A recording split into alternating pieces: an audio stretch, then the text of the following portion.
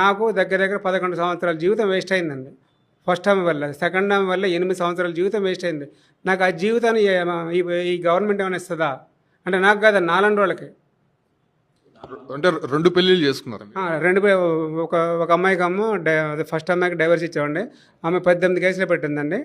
Court నుంచి divorce తీసుకుని second అమ్మాయి చేసుకున్నామండి. అసలు చెప్తున్నాను కదండి, ఈ రోజుల్లో పెళ్లి చేసుకోవడం అంత బుద్ధి తక్కువ ఇంకోటి ఏది లేదండి. ఎందుకంటే అలా దున్నపోతుల్లో మేపాలి తప్ప ఇంకా వేరే దేని గురించి కూడా పెళ్ళి అనేది అంత దరిద్రం ఇంకోటి ఏది లేదండి.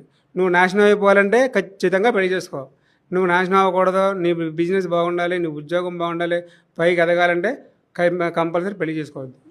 మిమ్మల్ని ఏ రకంగా ప్రభావితం చేసింది? మీరు ఏ రకంగా ఇబ్బంది పెట్టారు? అసలు మీ ప్రొఫెషన్ ఏంటి? నేను లీగల్ అడ్వైజర్ అండి ఈ భార్య బాధిత సంఘానికి.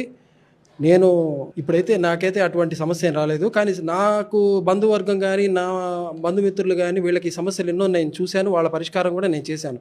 సో ఈ సంస్థకి నేను ప్రభావితంగా అయ్యి ఎందుకు ఈ సభ్యుడిగా అయ్యానంటే, ఇటువంటి సమస్యలు మగవాళ్ళకి వస్తున్నాయి, ఈ కాలంలో ఎక్కువ అయిపోయాయి. మగవాళ్ళకి ఈ యొక్క వాయిస్ ఇచ్చేటటువంటి వ్యక్తులే లేరు. చట్టం పైన అవగాహన ఉండే వాళ్ళు కూడా చాలా తక్కువ మంది.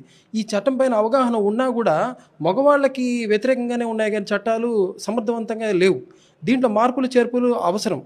రాజకీయ నాయకులు ఎంతకాలం ఓట్ల కోసం మహిళలకి రకరకాల చట్టాలు తీసుకొస్తున్నారు, వాళ్ళ మంచి కోసం చేస్తున్నారు, బాగుంది. కానీ మగవాడిని విస్మరిస్తున్నారు. మగవాడిపైన లైంగిక వేధింపులు, మానసిక వేధింపులు, ఆస్తి తగాదాలు, సొసైటీలో ఆ పేరు కూడా పోయే పరిస్థితి వస్తుంది.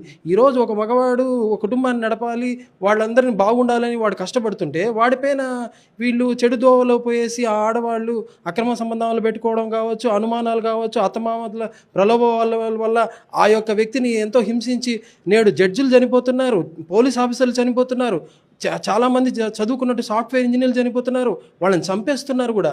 ఇది వీళ్ళ యొక్క సెల్ఫిష్ కోరికల వల్ల, వీళ్ళ యొక్క స్వార్థ ఆలోచనల వల్ల, నేరో మైండెడ్ వల్ల, ఇంటెలిజెన్స్ ప్రాబ్లం వీళ్ళకి ఇలా ఉండడం వల్ల ఆ బిడ్డలు ఎంత నలిగిపోతారు, సమాజం ఎంత చెడిపోతుంది, పిల్లలు తప్పుదోవ పట్టడానికి ఇంకా కారణం అవుతుంది. రాబోయే రోజుల్లో హిందూ సమాజం సర్వనాశనం చేయడమే వీళ్ళ ముఖ్య ఉద్దేశంగా కనబడుతుంది. అంటే ఒకప్పుడు ఫ్యామిలీ అంటే కూడా భార్యాభర్తలు అంటే ఎంతో గౌరవం ఉండేది. వాళ్ళు మరో సైడ్ ట్రాక్ అనేది లేకుండా ఆ ఒక్క ఫ్యామిలీ అనేది లీడ్ చేస్తూ వస్తూ ఉన్నారు. ఇప్పుడు ఎందుకు ఆ రకంగా మారారు? అసలు కాలానుగుణంగా ఏ రకంగా మారే అవకాశాలు ఉన్నాయంట? చాలా మంచి ప్రశ్న వేశారండి. ఎందుకంటే సమాజంలో ఇప్పుడు అందరూ చూస్తున్నారు, సోషల్ మీడియా చూస్తున్నారు, ఇంటర్నెట్ చూస్తున్నారు, ప్రతిదీ చేతిలో అన్నీ కనబడుతున్నాయి. తప్పుదోవపోవడానికి చాలా ఈజీగా ఉంది సమస్య. సో ఇప్పుడు మగవాడు సంపాదించే క్రమంలో రోజుకి 8 గంటలు బయట పనిచేస్తూ ఉంటే వాడు సమస్యతో ఇంటికి తిరిగి వస్తా అంటే ఈ ఆడవాళ్ళు వాళ్ళని ఆ యొక్క మగవాడిని ఎట్లయితే బాగా చూసుకొని ఇంకా వాళ్ళని మెరుగ్గా తయారు చేసుకొని